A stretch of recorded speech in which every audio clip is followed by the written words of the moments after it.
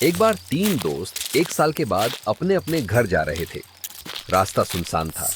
तभी एक दोस्त ने सोचा कि हम तीनों ही अलग अलग अपनी कमाई लेकर जा रहे हैं, क्यों ना हम तीनों अपनी सारी कमाई इकट्ठा कर लें, फिर चोरी का कोई डर नहीं होगा। बाकी दो दोस्त भी इस बात से सहमत हो गए, तो उन्होंने सारे पैसे एक जगह पर इकट्ठे कर लिए। ऐसे ही वो शाम तक एक गांव में से गुजर रहे होते हैं तो क्यों ना हम आज रात यहीं पर रुक जाए, इसी गांव में। हाँ हाँ ठीक है, हम अभी और आके नहीं जाएंगे, यहीं पर ही रुक जाते हैं।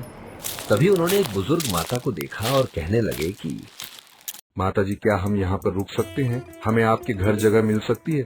हम बहुत दूर से आए हैं और अभी और आगे जाना है। हाँ हाँ बेटा, रुक जाओ, इसमें कौन सी बात है। मैं खाना बना रही हूँ, आप भी खाओगे क्या? हाँ माँ जी, बना लीजिए खाना, हम भी भूखे हैं। खाना खाकर जब तीनों दोस्त सोने लगते हैं तो वो माता को कहते हैं कि माँ जी, ये हमारी साल भर की कमाई है, आप इसे अपने पास संभाल करके रख लो। क्यों बेटा, मैं क्यों रखूं इस पोटली को?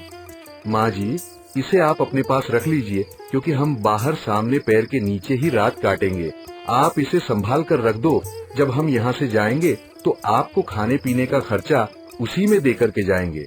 और हाँ, एक बात और, जब हम तीनों दोस्त इकट्ठे ये पोटली मांगे तभी हमें ये देना, किसी भी एक या दो को नहीं देना। हम तीनों साथ में होंगे तभी हम ये पोटली आपसे लेकर के जाएंगे।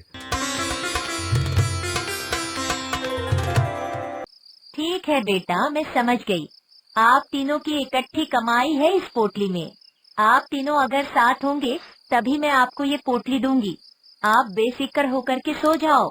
ठीक है माँ जी।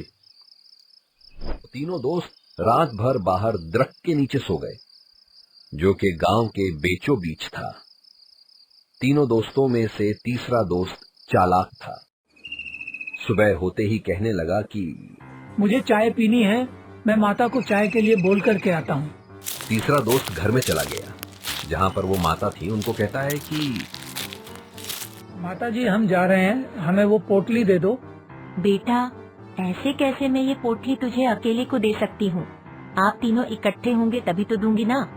ठीक है माता जी, आप कमरे से बाहर आ जाओ, आपको उनकी हाँ चाहिए ना, बाहर आकर के उनकी भी हाँ सुन लीजिए। माता कमरे से बाहर आती है तो तीसरा दोस्त उन दोनों को, जो बाहर सामने की तरफ थे, उनको कहता है कि लेकर आऊं। वो दोनों हाँ में अपना सर हिला देते हैं, जो ये देखकर के माता उसे वही पोटली दे देती है और वो वहां से 9-2-11 हो जाता है। काफी देर के बाद वो दोनों दोस्त माता के पास आकर के कहते हैं कि माता जी, क्या अभी तक चाय नहीं बनी? और हमारा तीसरा दोस्त दिखाई नहीं पड़ रहा, वो कहाँ है? बेटा, आपने मुझे चाय के लिए कब बोला? और आपका दोस्त तो कब से चला भी गया और वो पोटली भी ले गया। क्या आप अभी तक यहीं पर ही हो? वो दोनों दोस्त चौंक कर वहां पर खड़े के खड़े ही रह गए और वो उस माता को बोलने लगे कि माँ जी, ऐसे कैसे वो अकेला ही पोटली ले गया, जब हमने आपको बोला था कि हम जब तीनों इकट्ठे होंगे तभी आप हमें वो पोटली देना। बेटा, उसने आपको पूछा तो था कि लेकर आऊं, तो आपने हाँ में अपना सर हिला दिया था। माँ जी, उसने तो चाय के लिए पूछा था हमें। ओहो, ये क्या हो गया? माँ जी, ये सारी गलती आपकी ही है।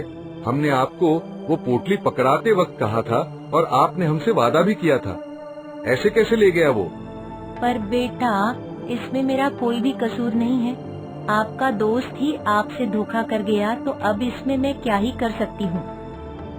ये बात पूरे गांव में फैल गई, क्योंकि उस पोटली में उन परदेसियों की पूरे साल भर की कमाई थी, पर माता का भी इसमें कोई कसूर नहीं था। तो दोनों दोस्तों ने फैसला किया कि हम राजा के पास जाएंगे। अब तो फैसला राजा ही करेगा। अपनी फरियाद लेकर वो राजा के पास चले जाते हैं तो राजा कहता है कि माता को बुलाया जाए।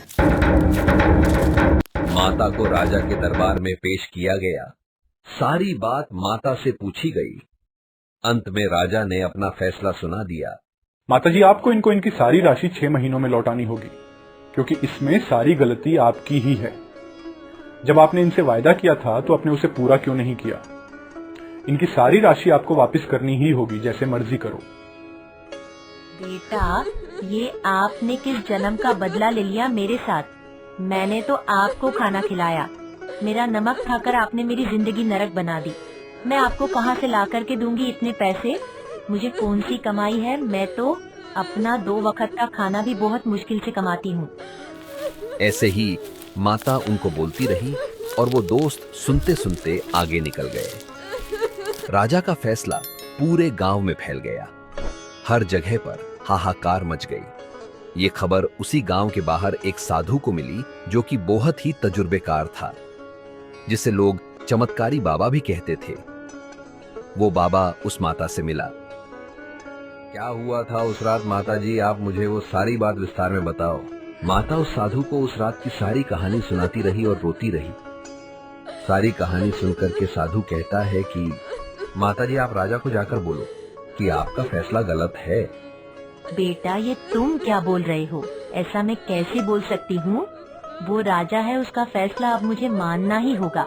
अगर मैं नहीं मानती तो मुझे उसकी सजा होगी, और अगर मैं ये बात उसको बोलूंगी तब तो वो मुझे काल कोठरी में ही डाल देगा, हमेशा के लिए। माता जी, ऐसा कुछ नहीं होगा। वो राजा है, भगवान नहीं। उसका फैसला गलत भी हो सकता है, पर हाँ, गलती को साबित करने वाला कोई हो, आप घबराए नहीं। मैं आपके साथ जाऊंगा। आप बस इतना बोल देना, बाकी सब मैं संभाल लूंगा। दूसरे दिन माता और साधु दोनों राजा के दरबार में दोबारा से अपनी फरियाद लेकर के जाते हैं। तो वहां कांपती आवाज में माता ने बोल ही दिया कि राजा जी, आपका फैसला गलत है।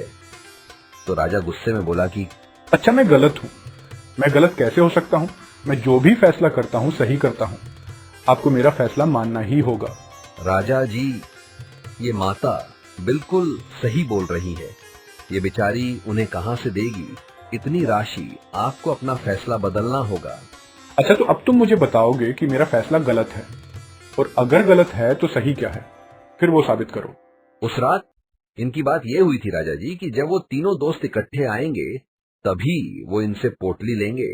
फिर उन्होंने माता को वो पोटली संभाल दी। मैंने भी यही देखकर फैसला किया है। राजा जी, आप उन दोस्तों को ये बोलो कि आप तीनों दोस्त इकट्ठे होकर के आओ, फिर ही ये माता उनको उनकी वो सारी राशि देगी। आप उनको ये बोलो कि पहले अपने वो तीसरे दोस्त को ढूंढो और उसे लेकर के यहाँ आओ। राजा के दरबार सभी साधु की बात सुनकर के हैरान रह गए कि ये फैसला तो बहुत ही अच्छा है। तभी राजा अपने वजीर को कहता है कि इस साधु को मेरे दरबार में नौकरी दे दो। मुझे ऐसे ही किसी सलाहकार की जरूरत है। इस तरह साधु की बात से वो बुजुर्ग माता को इंसाफ मिला और उन दोस्तों को भी पता चल गया कि उनका तीसरा दोस्त कैसा बेईमान निकला। Subscribe for more content.